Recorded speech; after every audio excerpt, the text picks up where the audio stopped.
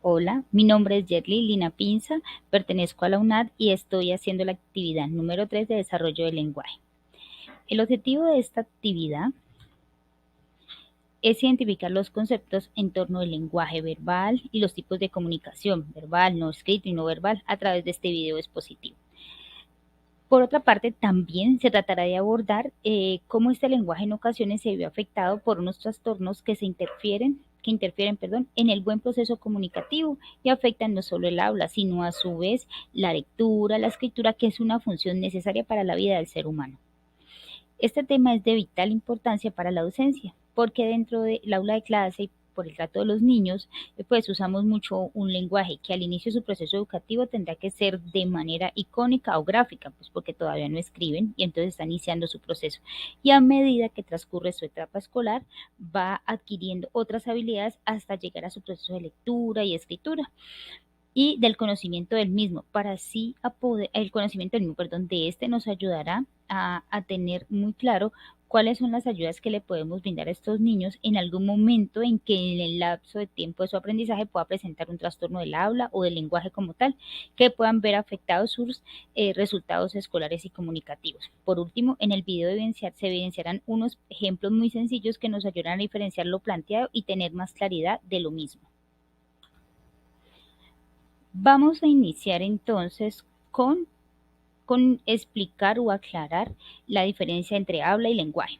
Aunque al escuchar de habla y lenguaje pensemos que estamos hablando de lo mismo, porque se usan en el proceso de comunicación y es muy importante resaltar que el sistema lingüístico, perdón, que el habla es el sistema lingüístico por el cual las personas pues se comunican con personas dentro de su propio espacio, una comunidad social, y le permiten entre ellos comunicarse en su diario vivir. Por ejemplo, cuando decimos, no, es que esa persona solamente es del habla hispana, se hace referencia a un lugar donde la persona específico vive o tiene más contacto de nacer, o como decir, no, él solamente habla el idioma extranjero, o dentro de nuestro mismo departamento, no es que como él es paisa, nos cambian algunas palabras, ¿sí?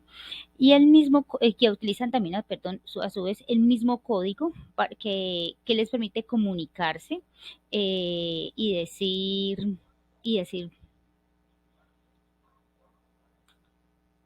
decir muchas cosas con respecto a donde estamos, por lo menos que nos equivoquemos, digo, ay, qué pena, lo siento, porque no hablamos lo mismo, decir, ay, qué pena, no quería decir eso, esta palabra donde yo vivo significa esto. Bueno, con referencia al lenguaje, entonces hablamos que es un sistema que está compuesto por unos signos, ¿sí?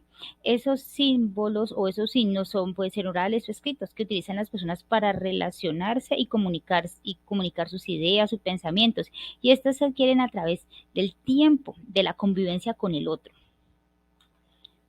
Bueno, después de explicar qué es el lenguaje, vamos a entonces hablar que ese lenguaje tiene una clasificación. Entonces, como podemos ver en las imágenes, tenemos el lenguaje oral. Ese lenguaje oral es que lo construimos a diario con los signos lingüísticos, como por ejemplo cuando conversamos con alguien en la calle, cuando exponemos una tarea, o la misma la presentación de este video, es un lenguaje claro de un lenguaje oral. Ahora les voy a explicar un poquito rápidamente lo que es el lenguaje escrito. Es aquel que hacemos nosotros cuando lo expresamos de manera gráfica. Por ejemplo, cuando hacemos una carta, cuando escribimos ya en estos momentos que la tecnología está muy avanzada, un correo electrónico, ¿sí? O cuando hacemos un reclamo a alguien, cuando hacemos un reclamo, una queja, o también cuando exponemos nuestras ideas y pensamientos, como cuando hacemos un libro, escribimos un poema. Esa es otra manera de el lenguaje escrito. Ahora, el lenguaje mímico, bueno, son los gestos, expresiones y señas que utilizamos para transmitir un mensaje. Más específicamente, cuando un ejemplo claro sería como cuando vamos a otro país y necesitamos comunicarnos y de pronto no manejamos el idioma. Entonces, ¿qué hacemos? Utilizamos señas, gestos, o no nos vayamos tampoco para decir que es otro país. Por ejemplo, cuando estamos en un espacio donde no podemos comunicar, le hacemos señal a alguien así, por ejemplo, venga. Sí, eso es una manera de utilizar nuestro lenguaje mímico. Bueno, este es bien importante, ¿no? Porque hay que tener claro que la otra persona entienda el mismo mensaje que le queremos transmitir y que no lo vaya a malinterpretar. Por último, tenemos el lenguaje pictórico, ¿sí? Que es donde utilizamos imágenes, iconos, dibujos, líneas para expresar el mensaje que queremos decir. Un ejemplo de la vida cotidiana sería, por ejemplo, las señales de tránsito. Las señales de tránsito nos indican cómo debemos actuar, por ejemplo, el semáforo, ¿sí? El rojo ya sabemos que ese puntico rojo nos indica que debemos detenernos si vamos en automóvil, pero si aparecen verdes quiere decir que queremos avanzar. Entonces, esas son las formas de clasificación del lenguaje que tenemos. Ahora vamos a trabajar con el lenguaje, pero que el lenguaje tiene unas funciones muy específicas y claras. Bueno, como lo dije anteriormente en el video, las, el lenguaje tiene unas funciones, ¿sí? Dentro de esta diapositiva tenemos unas imágenes y unos sonidos, no sonidos, unas imágenes donde nos representan unos ejemplos sencillos. Yo les voy a hacer unos así muy corticos. Por ejemplo, eh, el lenguaje, la función expresiva, ¿sí? Esa expresiva es la que utilizamos para expresar nuestros sentimientos y emociones, ¿sí? Más que todo predomina como la subjetividad, esa es la función de ella. Por ejemplo, cuando decimos, ¡ay, qué día tan maravilloso! Ese es un ejemplo. Cuando hablamos de la función referencial, se expresa como de manera objetiva o informativa lo que queremos expresar cuando decimos, bueno, mañana es el paseo. Nos organizamos porque nos vamos, ¿sí? La otra función del lenguaje es la conativa o apelativa, ¿sí? Esa es la que trata de influir como en la conciencia o en el actuar de la otra persona y se pueden hacer de manera interrogativa, imperativa, por lo menos cuando le decimos al otro, bueno, sálgase del cuarto. ¿Y qué vas a hacer? ¿Sí? Esos son unos ejemplos así cortos de cuáles son esas funciones. Ahora vamos con la función fática. Esas son las expresiones que usamos al iniciar una conversación y pues no posee así como mucho contenido, algo solo cuando decimos hola o estamos por el micrófono y estamos ensayándolo, entonces eso es una función fática. La siguiente que tenemos es la función poética. Pues esa función poética es aquel en la que expresamos nuestros sentimientos utilizando los recursos literarios. Por eso puede decir el poema, un verso, un refrán, ¿sí? Algo que se escucha bonito al sonido del otro, ¿sí? Y por último tenemos la función metalingüística. Pues eso es más o menos como cuando hacemos una exposición, ¿sí? O esta que estoy haciendo yo en este mismo instante, ¿sí? Que estoy tratando de compartir una información, dar unos conceptos, explicar un tema, ¿sí? Esa es más la función del lenguaje metalingüístico. Bueno, ahora ya vimos cuáles son las funciones del lenguaje y la manera como los seres humanos lo podemos utilizar, ¿sí? Pero pues el lenguaje, aparte de eso, pues como tenemos conocimiento, hace parte de todo nuestro cuerpo. Nuestro cuerpo es un sistema, ¿sí? Que no todas las veces pues tiene como un buen desarrollo. Teniendo en cuenta esa perspectiva, ¿sí?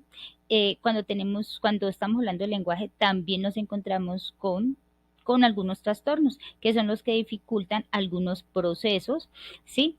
Y dentro de esos procesos del lenguaje tenemos unos trastornos que son los que impiden algunas ejecuciones normales en el lenguaje. Vamos a empezar, por ejemplo, con la afasia, ¿sí? La afasia es una lesión cerebral que afecta al momento de leer, de hablar, ¿sí? Por ejemplo, como cuando son las expresiones como de sordera, de mudez, ¿sí? La sordera verbal, la auditiva. Entonces, esa es una manera esa es una lesión cerebral, esa es la afasia. Ahora vamos con la disfasia infantil. Eso ocurre por alguna razón cuando el desarrollo del lenguaje no se ha hecho parcialmente o se ha desviado el curso normal de esa parte del lenguaje. Luego tenemos el trastorno mixto receptivo y expresivo. Pues eso es como una anoxia auditiva verbal, ¿sí? Que son problemas del procesamiento auditivo y central. Y presenta más que todo son déficits fonológicos sintácticos, ¿sí? Por último, tenemos los trastornos expresivos, que es cuando tenemos una dispraxia verbal que conlleva problemas de fluidez en la manera de hablar o dificultades motoras para poder hablar. Por último, tenemos los déficits léxico-sintácticos. Por último, tenemos los déficits léxico-sintácticos, ¿sí? Estos más que todo se caracterizan porque tienen problemas, como les decía, lo que hace este principalmente es limitar los procesos de conversación, o sea que no tienen como un buen sentido las conversaciones, pero es por eso porque no lo ponen. Esos son los trastornos que podemos encontrar en el lenguaje. Algunos se pueden mejorar con ayuda de terapias, de ejercicios que les posibiliten desarrollar más su lenguaje y su habla, ¿sí? Bueno, por último, bueno, este trabajo es muy importante porque se pretende que conozcamos la importancia del lenguaje en el ser humano, ¿sí? Además, porque se hace necesario que tengamos muy claro cuáles son las formas de comunicarnos, las formas que tenemos de expresarnos, de sentir o de contar lo que nos sucede, y también, por otro lado, entender cuáles son las razones por las que algunas personas no pueden realizar este proceso, ¿sí? Y tener claras esas diferencias, cuáles son los trastornos que se presentan en algún momento dentro de la educación de los niños, ¿sí? Y como pertenecemos eh, a la rama o al grupo de personas que acompañamos a los niños en su proceso educativo, pues se nos hace necesario conocer cuáles son estos posibles trastornos para poderlos ayudar. No somos idóneos para diagnosticar, pero sí podemos hacerle un buen acompañamiento tanto al estudiante como a la familia dentro del hogar. Muchas gracias.